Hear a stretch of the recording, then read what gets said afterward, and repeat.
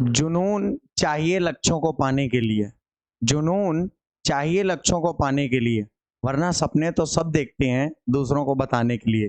तो नमस्कार, मैं अमित कुमार स्वागत करता हूं आपके अपने पसंदीदा यूट्यूब चैनल एमएसडी लक्ष्य एकेडमी सतना में। तो दोस्तों, जैसे कि आप सबको पता है कि हम लोग बात कर रहे हैं इनइक्वालिटी में।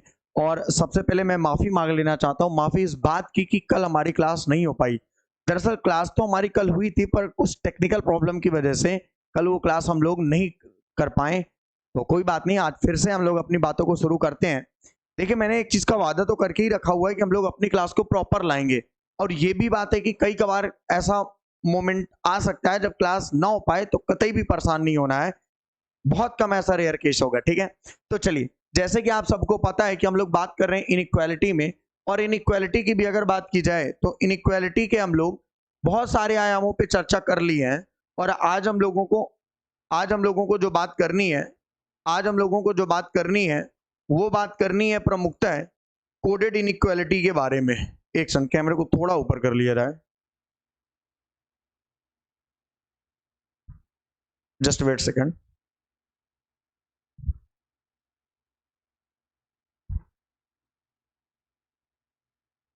ओके, करेक्ट, बस रहने दो। तो आज हम लोगों को जिस मामले में बात करनी है वो है हमारा कोडेड इनइक्वालिटी। आइए एक नजर मान लेते हैं कि अब तक हम लोगों ने इनइक्वालिटी में क्या क्या पढ़ लिया है। देखिए, और हमारी जो शुरुआत हुई थी इस चैप्टर की कुछ ऐसे हुई थी कि सबसे पहले हम लोगों ने बात की थी इनइक्वालिटी की। और इनइक्वालिटी में भी हम लोगों ने पहले ही लेक्चर से स्टार्ट किया हुआ था सिंगल सिंबल डबल सिंबल के माध्यम से। हमने आपको बता के रखा हुआ था कि सिंगल सिंबल का मतलब होता था एक बार अगर कोई चीज एक बात का रिजल्ट निकलता है वो सिंगल सिंबल होता है। फिर हमने डबल सिंबल बताया था। सिंगल सिंबल में जैसे मैंने लेस बताया, ग्रेटर बताया और क्या बताया, इक्वल बताया। और डबल सिंबल में ग्रेटर इक्वल बताया, लेस इक्वल बताया और क्या बताया हमने, नॉट इक्वल बताया। आगे चल के हम लोगों ने इस मामले में भी बात की कि जैसे अगर कथन में जाते समय एक बार भी सिंगल सिंबल आता है तो उसका रिजल्ट ऑलवेज सिंगल सिंबल ही बनता है, लेकिन फेस को ध्यान में रखना पड़ता है। आगे चल के हमने ये भी बात की कि अगर कथन में जाते समय केवल और केवल डबल सिंबल आता है तो उसका रिजल्ट ऑलवेज डबल सिंबल ही बनता है, लेकिन फेस को ध्यान में रखना पड़ता है। आगे चल के हम लोगों ने इस बारे में भी बात की कि अगर एक या एक से अधिक स्टेटमेंट होते हैं तो दोनों स्टेटमेंटों में कोई ना कोई एक कॉमन टर्म होता है। वो कॉमन टर्म आपस में इस प्रकार से कनेक्टेड होते हैं कि एक स्टेटमेंट से दूसरे स्टेटमेंट में आसानी से जाया जा सकता है। मैंने बताया था कि एक कॉमन टर्म होगा जो एक स्टेटमेंट से दूसरे स्टेटमेंट तक ले जाएगा। वो भी बातें हमने सीखी। हमने ये भी देखा कि अगर कहीं मान लीजिए अपोजिट फेसिंग आती है तो एक बार अपोजिट फेसिंग आ जाए या कई बार अपोजिट फेसिंग आ जाए, उसका रिजल्ट ऑलवेज क्या बनता था, अपोजिट फेसिंग ही बनता था। इस बारे में भी हम लोगों ने चर्चा की। अपोजिट फेसिंग का मतलब तीन बात का उत्तर, या तो छोटा या तो बड़ा या तो बराबर। या तो आप इस बात को ऐसे लहजे में रख सकते हैं कि मैंने बताया कि अगर एक बार भी अपोजिट फेसिंग आई तो या तो रिजल्ट आपका आइदर और बनेगा और या तो रिजल्ट आपका नाइदर नॉर बनेगा। उसकी भी चर्चा हम लोग कर चुके हैं। हमने आगे चल के ये भी बताया कि अगर कथन में कई बार उल्टा चलने के लिए बोला जाए तो सबसे पहले आप पंक्ति में उल्टा चलिए और उस उल्टे रिजल्ट का आप क्या बना लीजिए, सीधा बना लीजिए और अपना आंसर करिए। अगर अपोजिट फेसिंग वहां पे मिलती है तो आइदर और बनेगा, वरना वो नाइदर नॉर बनेगा। ये बात भी करेक्ट है। आइदर और कब बनेंगे उसकी भी हम लोगों ने चर्चा की। हमने बताया कि जब दो या दो से अधिक निष्कर्ष किसी भी नियम द्वारा गलत पाए जाते हैं तब आइदर और चेक किए जाते हैं। हमने ये भी बताया कि आइदर और केवल तभी चेक किए जाते हैं जब वो दोनों निष्कर्ष इस प्रकार से गलत हो कि उनके सब्जेक्ट और प्रेडिकेट क्या होते हैं, समान होते हैं। और अगर वो दोनों मिल करके संयुक्त रूप से तीन बातों का उत्तर देते हैं, छोटा बड़ा और बराबर, तो डेफिनेट रूप से वो जो रिजल्ट होता है वो क्या होता है, आइदर और का क्रिएशन होता है। ये भी हम लोगों ने चर्चा की। हालांकि कुछ अन्य महत्वपूर्ण बिंदुओं में भी हम लोगों ने आइदर और में चर्चा की है। दोस्तों, हमने ये भी आपको बताया हुआ है कि कई बार ग्रेटर और इक्वल मिल करके भी आइदर और बनते हैं। कई बार ऐसा भी हो सकता है कि सब्जेक्ट प्रेडिकेट सेम ना हो लेकिन वो इक्वल के माध्यम से जुड़े हुए होते हैं, तो वो भी आइदर और का क्रिएशन होता है। इन सारी बातों के बारे में हम लोगों ने चर्चा की।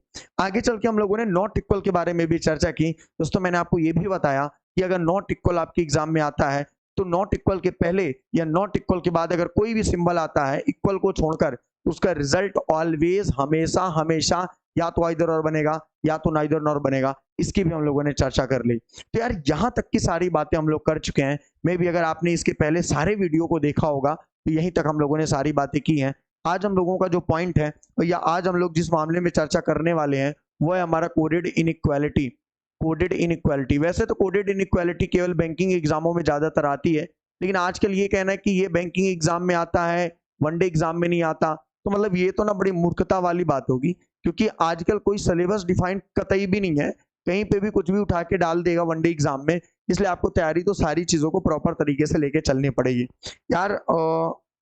जिन लोगों ने भी इसके पहले, जिन महानुभाव महान व्यक्तियों ने अभी तक इसके पुराने लेक्चरों को नहीं देखा है, तो जाकर के पहले प्लेलिस्ट में जाइए और वहां पे हमारे पुराने वीडियो को देख के आइए, तभी जाकर के यहाँ की बातें आपको समझ में आएगी, वरना कछु पल्ले नहीं पड़ेगा, आप भी अपना समय व्यर्थ करेंगे और फिर मैं तो पढ़ा ही रहा हूं तो मेरा समय क्यों व्यर्थ जाएगा। आइए बात को आगे बढ़ाते हैं, कोडेड इनइक्वालिटी के बारे में चर्चा करते हैं। यार कोडेड इनइक्वालिटी में सबसे पहले एक क्वेश्चन लिख लेते हैं तो बात को और अच्छे तरीके से रख पाएंगे। जैसे मैंने कहा यदि यदि यदि a प्लस बी का अर्थ है, यदि a प्लस बी का अर्थ है a बी से बड़ा नहीं है, यदि a प्लस बी का अर्थ है a बी से बड़ा नहीं है, ठीक है। दूसरा दूसरा दूसरा यदि a माइनस बी का अर्थ है, यदि a माइनस बी का अर्थ है, यदि a माइनस बी का अर्थ है a बी से छोटा नहीं है,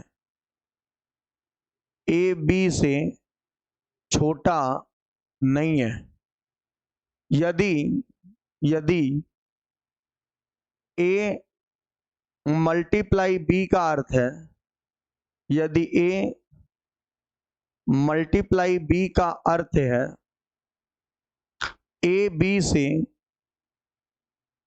बी से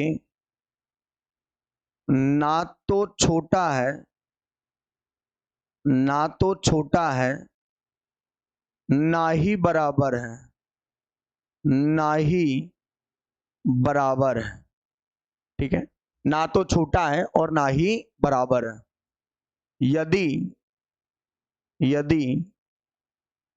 a डिवाइडेड बाई b का अर्थ है, यदि a डिवाइडेड बाई b का अर्थ है a b से ना तो बड़ा है, ना तो बड़ा है, ना बराबर है, ना तो बड़ा है ना बराबर है। यदि a रुपीज बी का अर्थ है, a रुपीज बी का अर्थ है a बी से ना तो बड़ा है, ना तो बड़ा है, ना ही छोटा है, ना ही छोटा है। तो ये हमारे कुछ कोडेड फॉर्म में दिए रहेंगे, और यार इससे रिलेटेड ना वो स्टेटमेंट लेगा और स्टेटमेंट के बाद कुछ उसके कंक्लूजन करेगा। तो जैसे एक मैं स्टेटमेंट लिखता हूं, यानी कथन के रूप में स्टेटमेंट, एक क्वेश्चन अपन लिखते हैं स्टेटमेंट के रूप में यानी कथन के रूप में। जैसे मैंने कहा P plus Q divided by R rupees S minus T, ठीक है। और यहां पे मैं कंक्लूजन लिखता हूं, चलिए कंक्लूजन लिखने से पहले मैं इनके बारे में कुछ बातें और कर लेता हूं, देन अपनी बात को आगे बढ़ाता हूं। देखिए एग्जाम में क्या होगा कि सबसे पहले तो ऐसे कोडेड टाइप में दिया रहेगा और फिर उस कोडेड के बारे में वो आगे चल के चर्चा करेगा, ये फॉर्म में रहेगा। आप पहले मुझे इतना केवल बता दो कि जैसे यहाँ पे मैंने लिखा हुआ है प्लस, तो प्लस का मतलब क्या है? तो आपने कहा सर आपने लिखा हुआ है a plus B is a means a is not greater than b, यानी a b से बड़ा नहीं है। यार अगर a b से बड़ा नहीं है तो डेफिनेट रूप से a b से या तो छोटा होगा और या तो क्या होगा, बराबर।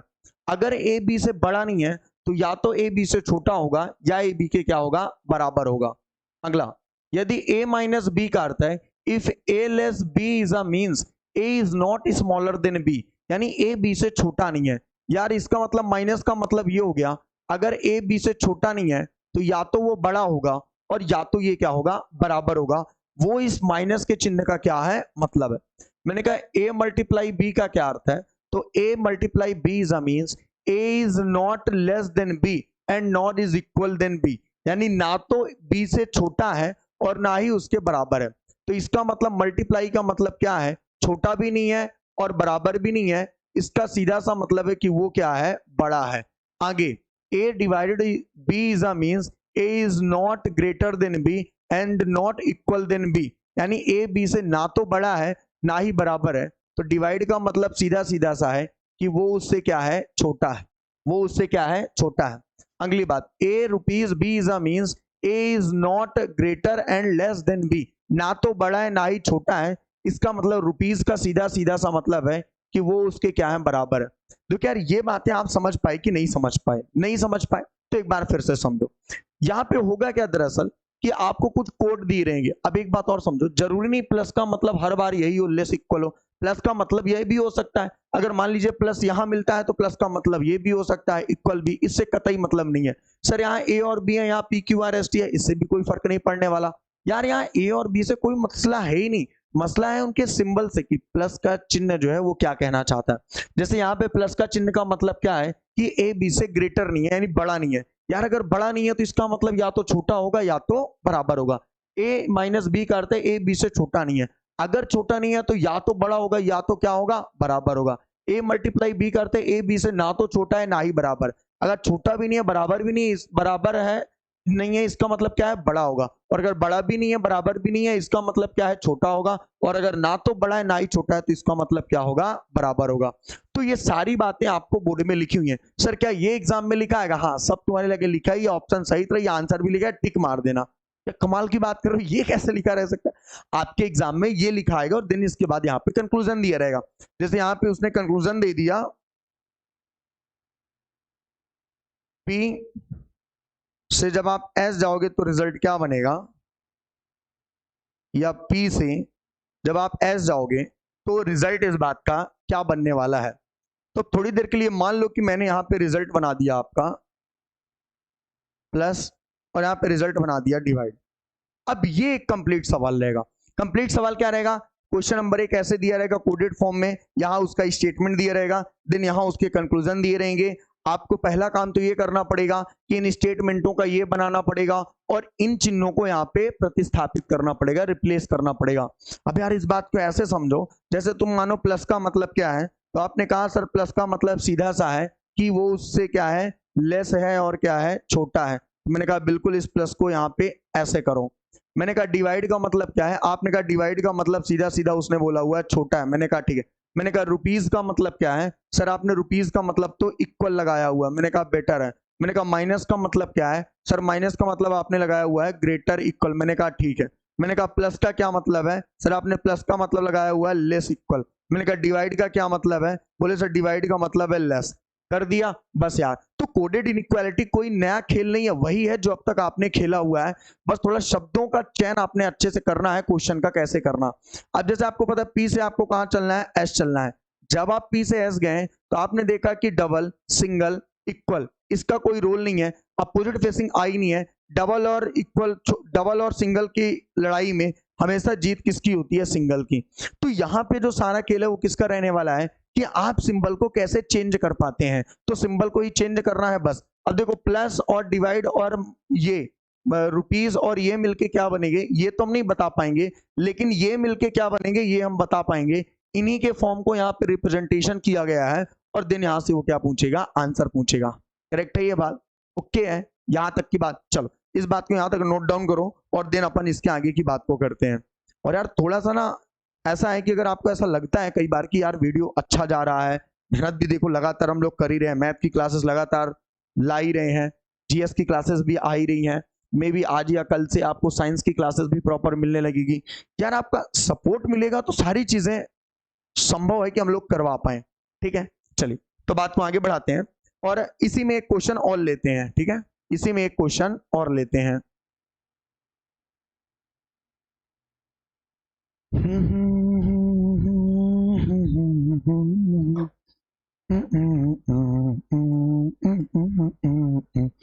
जैसे मान लो थोड़ी देर के लिए मैंने आपको कहा एल, एल के बाद मैंने कहा एम, एम के बाद मैंने कहा एन, और एन के बाद मैंने कहा ओ, और ओ के बाद मैंने कहा पी। अब यार थोड़ी देर के लिए मान लो इस बात को कि मैंने आपको बोल दिया कि एल से हमें पी जाना है, या मैंने आपको बोल दिया कि पी से अपन को एल जाना है। तो एक सिंबल मैंने डिवाइड यहाँ पे कर दिया और दूसरा सिंबल मैंने यहाँ पे माइनस कर दिया। अब मुझे ये एल है, अब मुझे ये तय करना है, या एक सेकंड, हाँ ठीक है, दूसरा सिंबल मैंने यहाँ पे माइनस कर दिया। अब मुझे ये तय करना है कि इनमें से कौन सा आंसर सही है। तो यार पहला अपना क्या काम रहने वाला है, यार पहला अपना काम रहने वाला है इन सिंबलों को सीधा सीधा लिख दें। जैसे यहाँ पे हमने लिखा हुआ है माइनस, तो आप तो पहले ये बता दीजिए माइनस का मतलब क्या है। तो आपने पता है कि माइनस का मतलब होता है ये, मैंने कहा ठीक है। क्या हर बार माइनस का मतलब ये होगा? नहीं यार, हर बार माइनस का मतलब अलग अलग होगा। अब अगर मान लो यही माइनस यहाँ लिखा होता तो माइनस का मतलब इक्वल होता। इससे थोड़ी है कि माइनस फिक्स है कि लेस इक्वल मतलब ग्रेटर इक्वल ही रहेगा। यार कमाल की बात करते हो यार, ये थोड़ी फिक्स है। तो डिपेंड करेगा ना कि माइनस आ कहां पे रहा है। ठीक है, आगे बढ़ो। जैसे मैंने यहाँ पे क्या बोला, इक्वल, इक्वल मतलब यहाँ पे रुपीज, रुपीज का मतलब क्या है, इक्वल, तो इसको प्रतिस्थापित करो। मैंने कहा मल्टीप्लाई का मतलब क्या है, मल्टीप्लाई का मतलब ग्रेटर है, तो ग्रेटर को, डिवाइड का मतलब क्या है, लेस, तो लेस को, ठीक है। फिर मैंने बोला डिवाइड, डिवाइड का मतलब क्या है, यहाँ पे ये है तो इसको लिखो। माइनस का मतलब क्या है, माइनस का मतलब ये है तो इसको लिखो। अब देखो हमें चलना है पी से एल, पहले चलना है एल से पी, तो एल से पी चलो। जब हम एल से पी तक गए तो आपने देखा यहाँ पे हमें क्या दिखाई दी, अपोजिट फेसिंग, और जैसे ही अपोजिट फेसिंग दिखाई दी वैसे ही दोनों क्या हो गए, गलत हो गए। आपने कहा सर एल से पी तक जाने में अपोजिट फेसिंग दिखाई दी है, पी से एल थोड़ी जाने में दी है। ये तो वही बात हो गई ना, आप अपने घर से कोचिंग आ रहे हो तो 20 तो गड्ढे मिल रहे हैं, वही रास्ते से जब जा रहे हो तो 5 तो मिले। ऐसे थोड़ी हो गए यार, जितने गड्ढे आने में मिलेंगे उसी रास्ते में उतने ही गड्ढे जाने पे मिलेंगे। तो अगर एल से पी जाने में अपोजिट फेसिंग मिली है तो आने में भी तो अपोजिट फेसिंग मिलेगी। हाँ, जो अपोजिट फेसिंग ऐसी रहेगी जाने में, वो आने में ऐसी हो जाएगी। और यू नो दैट कि चाहे ऐसे मिले चाहे ऐसे मिले, दोनों ही कंडीशन में क्या बनेंगे, अपोजिट फेसिंग। तो दोनों ही गलत हो गए। लेकिन सवाल यह है कि आप सिंबल को देख के आंसर मत करिएगा कि आइदर और बनेगा ही बनेगा। क्यों? ध्यान से देखो, एल को बड़ा बता रहा है, एल को सॉरी, एल और पी, एल और पी सब्जेक्ट और प्रेडिकेट सेम है, इंटरचेंज है, चलेगा। एल को छोटा बता रहा है और यहां भी एल को छोटा और बराबर बता रहा है, लेकिन एल को बड़ा नहीं बताया पी से, दैट्स वाई ये कभी भी आइदर और नहीं बनेगा। बस ये बात को समझ जाना, क्योंकि बच्चा गलती यहीं पे करने वाला है। वो जैसे ही सिंबल देखेगा ऐसे और अपोजिट फेसिंग देखेगा वो तुरंत आइदर और के लिए भागेगा। लेकिन आपको याद रखना है, क्योंकि पी और एल अगर ऐसे है तो फिर तुम ही बताओ यार, अगर पी और एल ऐसे है तो कैसे अपोजिट फेसिंग तुम कर सकते हो? पी को बड़ा बता रहा, पी को बड़ा और बराबर, तो पी को छोटा नहीं बताया। यहाँ पे एल को उसने क्या बताया हुआ, छोटा, और यहाँ भी एल को उसने क्या बताया हुआ, छोटा और बराबर। तो यार एल को बड़ा बताया ही नहीं है तो इधर और कैसे बनेगा? समझ जाओ, सारा खेलना एकदम कॉन्सेप्ट का है। आप मेरे से कॉन्सेप्ट सीखिए, बाद में मैंने आपको पहले से बता के रखा यार कि किसी भी बुक्स लगाओ, बहुत मजा आने वाला है। करेक्ट है? ओके है, चलो यहां तक की बातें नोट डाउन करिए। एक क्वेश्चन और लेते हैं जहां पे प्लस माइनस को वहां पे चेंज करते हैं। ठीक है, अगर किसी को ऐसा लगता है कि सर जल्दी से इरेज कर देते हैं तो दिक्कत नहीं लेना है, आपके पास ऐसी सुविधाएं यूट्यूब ने दी हुई हैं कि आप आराम से स्लो मोशन में जा करके भी इन बातों को कायदे का कर सकते हैं। करेक्ट है?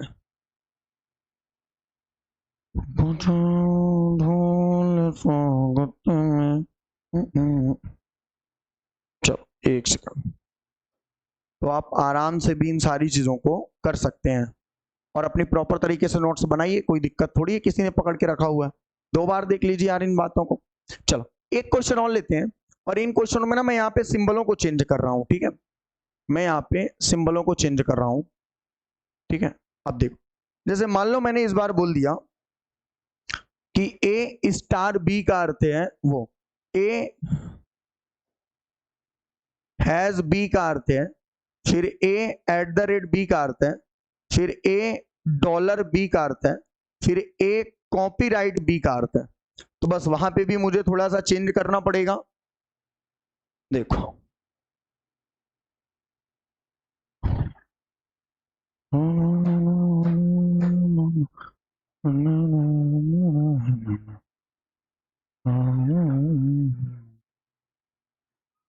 वन सेकंड, इसको पूरा ही कर देते हैं ताकि एक बार फिर से आपको वही चीजें मैं समझा देता हूँ।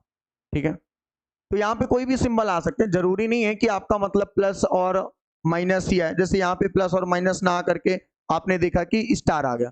अब आपको क्या लगना है स्टार, मैंने कहा स्टार का मतलब क्या, बोले सर स्टार का मतलब है ए बी से बड़ा नहीं है। यार अगर बड़ा नहीं है तो इसका क्या मतलब है, या तो छोटा होगा या तो बराबर होगा।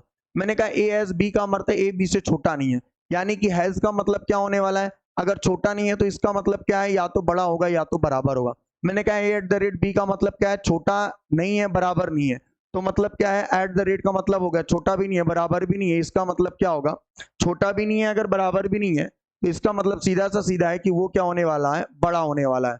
मैंने कहा यहाँ पे डॉलर का मतलब क्या है, ना तो बड़ा है ना ही बराबर है। यार अगर डॉलर का मतलब बड़ा भी नहीं है बराबर भी नहीं है तो इसका मतलब क्या होने वाला है, छोटा होने वाला है। और एक आखिरी बात, कॉपीराइट का मतलब है बड़ा है, ना ही बड़ा है ना ही छोटा है, तो इसका मतलब तुम कह सकते हो कि कॉपीराइट का मतलब क्या होने वाला है, इक्वल। तो ये बात भी क्लियर है। तो ये सिंबल इनका रीजन दे के आगे। तो यहाँ पे मैंने क्या बताया कि यहाँ कोई भी सिंबल आ सकता है, ए बी की जगह P Q R S T आ सकता है, कोई मसला ही नहीं है।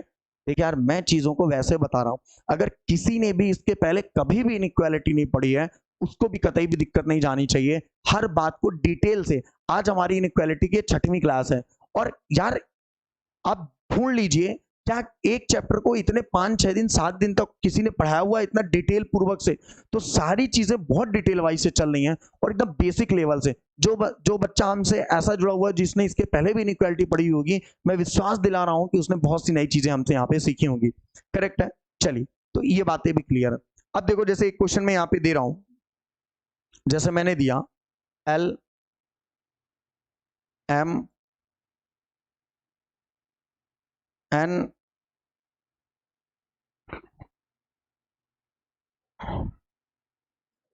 ओ पी, ये मैंने मान लो स्टेटमेंट दिया। देन इसके बाद मैंने यहाँ कंक्लूजन दिया। मैंने कहा एल से अगर पी जाना है तो रिजल्ट क्या बनेगा, या मैंने कहा एल से पी जाना है तो रिजल्ट क्या बनेगा। और मान ले थोड़ी देर के लिए मैंने यहाँ पे स्टार कर दिया, और मान लो थोड़ी देर के लिए मैंने यहाँ पे एट द रेट कर दिया, और मैं आपसे आंसर पूछ रहा हूँ। अब आप क्या करोगे, तो आप बड़ा ही सिंपल सा करोगे। आपको पता है कि किन चीजों का क्या मतलब है। जैसे मैंने बताया स्टार का क्या मतलब है, तो आप चुपचाप पहले चिन्हों को ही रख लो। स्टार का मतलब क्या है, छोटा और बराबर। मैंने कहा कि एक काम करो, एट द रेट का मतलब क्या है, बोले एट द रेट का मतलब ये है। मैंने कहा एक बात बताओ, डॉलर का मतलब क्या है, आपने कहा डॉलर का मतलब ये है। मैंने कहा हैज का मतलब क्या है, बोले हैज का मतलब ये है। मैंने कहा स्टार का मतलब क्या है, बोले स्टार का मतलब ये है।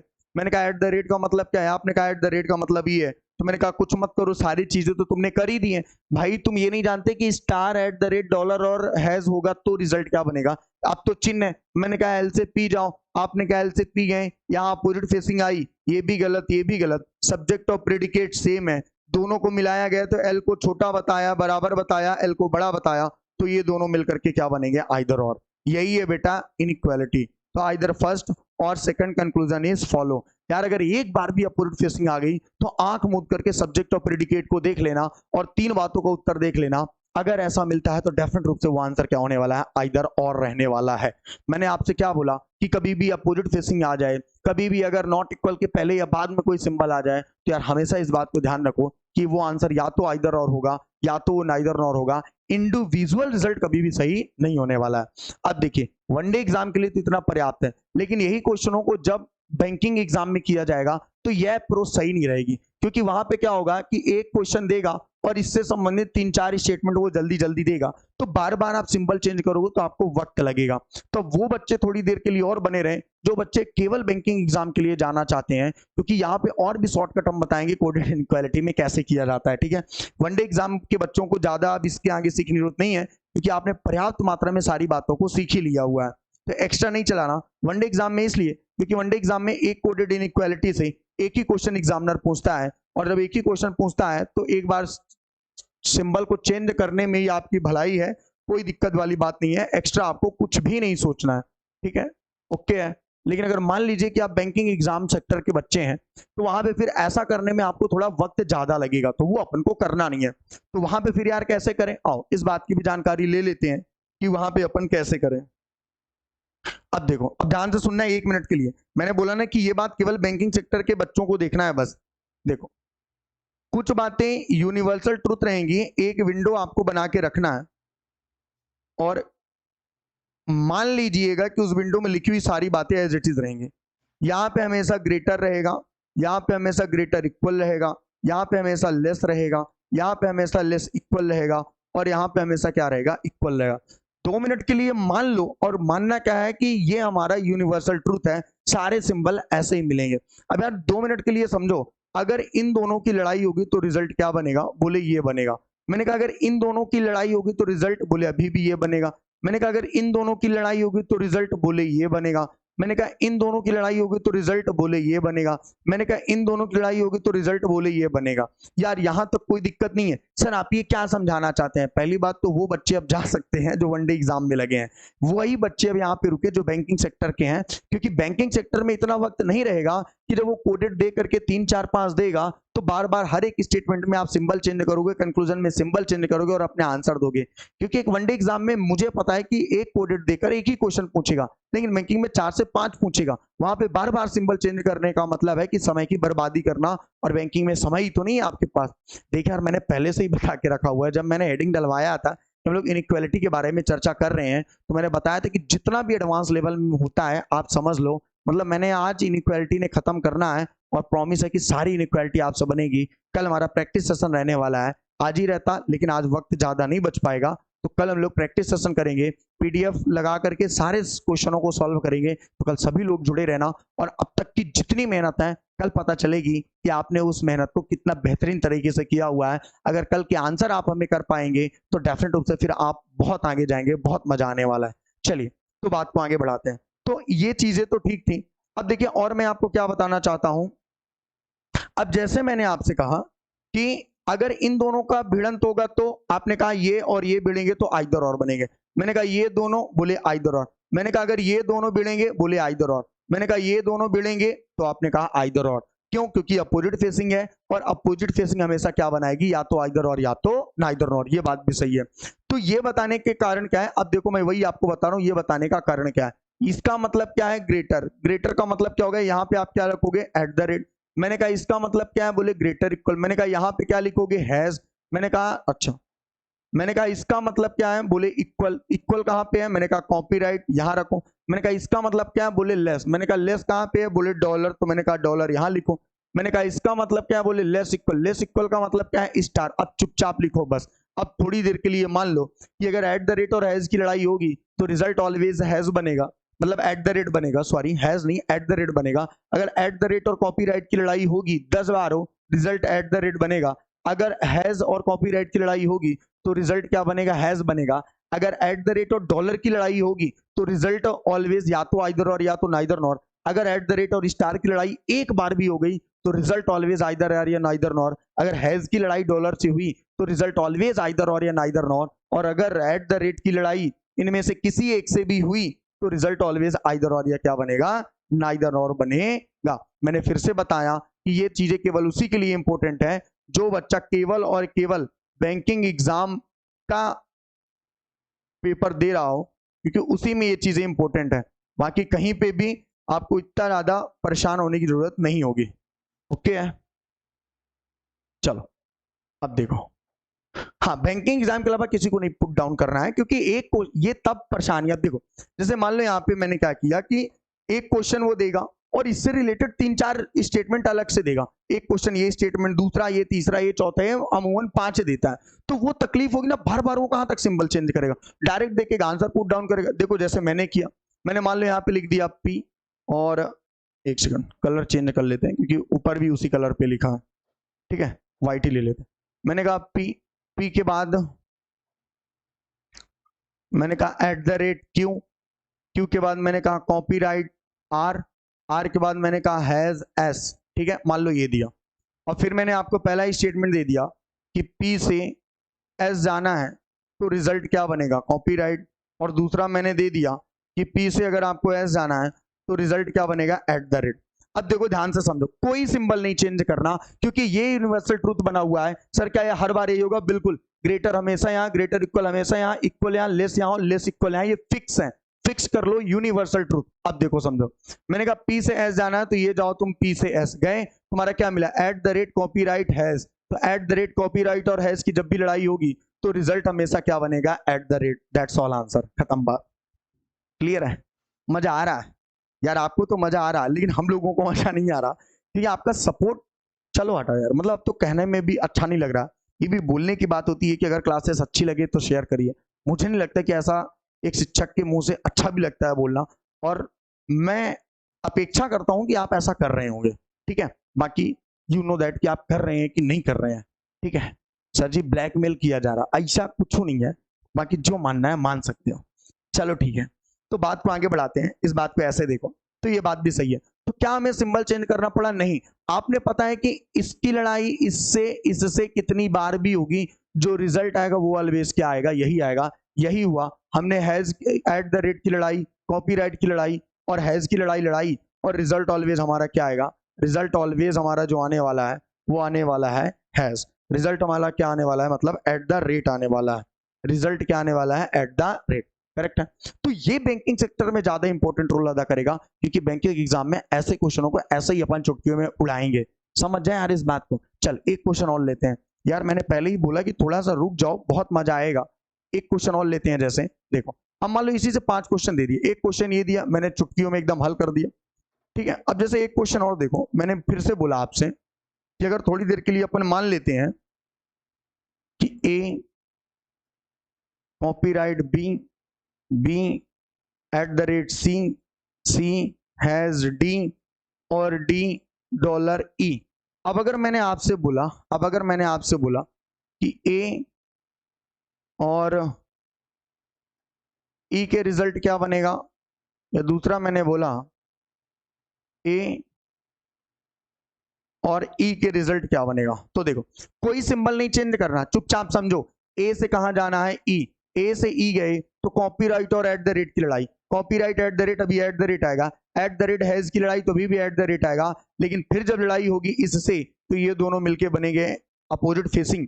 तो अपोजिट फेसिंग में व्यक्तिगत सारे गलत, इसका मतलब क्या है, ये है, और इसका मतलब क्या है, ये है, और ये दोनों मिलकर के सब्जेक्ट प्रेडिकेट सेम है, तो क्या बनाएंगे, आइदर और। यार अभी भी अगर किसी ऐसे बच्चे को, कोई ऐसा बच्चा भी हमसे जुड़ा है जिसको अभी भी बात नहीं समझ आ रही है, यार फिर कतई भी उसको कहूँ बात समझ में नहीं आ रही है, क्योंकि इतना बेसिक से इतना लो लेवल से शायद ही कोई है जो पढ़ा सकता है, सिवाय एक व्यक्ति के, जो आपको बेटर तरीके से पता है। बोलने की आवश्यकता नहीं है, मैं अपने बारे में कतई भी बात नहीं कर रहा हूं। अगर आपको ऐसा लग रहा है तो ये आपका वहम है, केवल और केवल। क्लियर है यहाँ तक?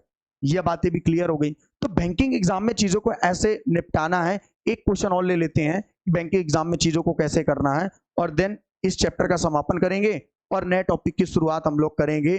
कल से नहीं करेंगे, कल तो अभी हम लोग शीट लगाएंगे सारे इनइक्वालिटी में, व्यापम, एसएससी, रेलवे, या जहां जहां भी, हालांकि एसएससी ने तो कम ही अब तक पूछा हुआ है, लेकिन रेलवे वगैरह में जहां भी एग्जामों में ये पूछा गया है, और व्यापम ने स्पेशली, पुलिस में प्रीवियस, तो सारे क्वेश्चन अपन लगाने वाले हैं।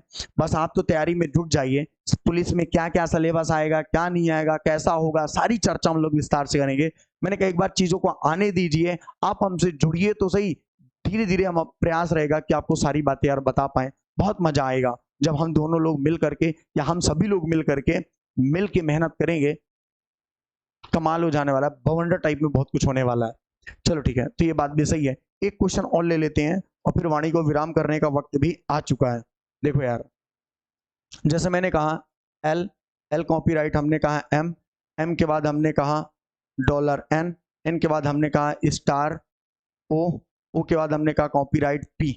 अब अगर हमने आपसे बोल दिया थोड़ी देर के लिए कि एल से अगर हमें पी जाना है तो रिजल्ट क्या बनेगा, हमने कहा थोड़ी देर के लिए एल से अपन पी जाएंगे तो रिजल्ट क्या बनेगा। यहाँ मैंने स्टार बनाया, यहाँ मैंने क्या बनाया, डॉलर। अब देखकर कोई सिंबल चेंज नहीं करेंगे, चुटकियों में अपन बहुत कम सेकंड में डायरेक्ट आंसर करेंगे। एल से हमें पी जाना है, लड़ाई कॉपीराइट और इसकी हुई है, कॉपीराइट और इसकी लड़ाई होगी तो अभी रिजल्ट ये बनेगा। इसकी लड़ाई इससे कराओगे तो भी रिजल्ट ये बनेगा, और इसकी लड़ाई फिर इससे कराओगे तो भी रिजल्ट ये बनेगा। तो रिजल्ट ऑलवेज क्या बनेगा, ये बनेगा।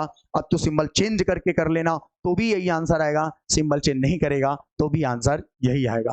करेक्ट है बच्चों? तो यार यहाँ तक की सारी बातें मुलाकातें खत्म होती है। इसको आराम से कोडेड इनइक्वालिटी को भी आप अपने रफ शीट में लिख लीजिएगा तरीके वाला, और स्क्रीनशॉट इसका खींच लीजिएगा। और यहाँ तक की सारी इनइक्वालिटी क्या हो चुकी है, फिनिश। तो हमने इनइक्वालिटी को कंप्लीटली फिनिश कर दिया है। मतलब कि अब ये मत बोलना कि सर अभी भी कुछ बचा है क्या, सब कुछ खत्म हो चुका है। कोडेड से लेके अपोजिट फेसिंग से लेके नॉट इक्वल से लेके सब कुछ पढ़ाया जा चुका है। मतलब मुझे नहीं लगता शायद ही मैंने कुछ ऐसा छोड़ा हुआ है जो आपको तकलीफ दे। तो ये बातें और मुलाकातें यहीं पे खत्म होती है इस चैप्टर के साथ। कल हम लोग इस चैप्टर की सारे क्वेश्चन आंसर लगाएंगे। बहुत ही मेहनत से हमारे टाइपराइटर जी ने क्वेश्चन को टाइप किया हुआ है। उसकी मेहनत का परिणाम तो खैर कल ही देखने को मिलेगा जब आपके द्वारा उस वीडियो को देखा जाएगा, और अगर अच्छा लगा तो सराहा भी जाएगा। तो कल हम लोग एग्जाम के पूछे गए सारे क्वेश्चनों को करने वाले हैं। और मे भी परसों शायद संडे है, तो संडे को क्लास ऑफ रखते हैं और मंडे से नए टॉपिक की शुरुआत करते हैं। अगला टॉपिक आपको क्या पढ़ना है आप कमेंट बॉक्स में जरूर रख दीजिएगा। मैं कोशिश करूंगा कि उन्हीं टॉपिकों को आपको पहले पढ़ाऊं जो आपके लिए इंपॉर्टेंट है। हालांकि आपके कहने के बाद भी जो जो मुझे आगे चल के लगेगा उन टॉपिकों में चर्चा ज्यादा होगी, क्योंकि यार अभी आप सबको जैसे कि पता है कि एमपी पुलिस की वैकेंसी आने वाली है, एमपी एसआई की वैकेंसी आने वाली है। तो इन सभी चीजों में रीजनिंग का एक बहुत बड़ा रोल अदा होना है। हालांकि जो सेंट्रल गवर्नमेंट वाले हैं उनको भी जान लो, आरपीएफ की वैकेंसी आने वाली है, और एक बार वापस ग्रुप डी और एनटीपीसी की भी वैकेंसी आने वाली है। तो तैयार रहिएगा इन सारे एग्जामों के लिए, और अभी से तैयार हो जाइए, क्योंकि ये 2024 का चुनाव है और ये 2023 का चुनाव है। और जब जब चुनाव आते हैं तो वैकेंसियां भी आती हैं।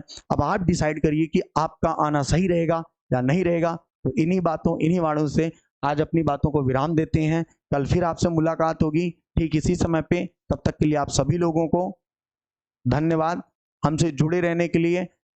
प्यार थोड़ा घटता जा रहा है लेकिन जितना है उतने के लिए बहुत बहुत शुक्रिया। तो हंसते रहिए, खेलते रहिए, मुस्कुराते रहिए, और यूं ही हमसे जुड़े रहिए। तो बाकी बातें मुलाकातें कल होती हैं। आज के लिए थैंक यू सो मच। कल फिर मुलाकात होगी।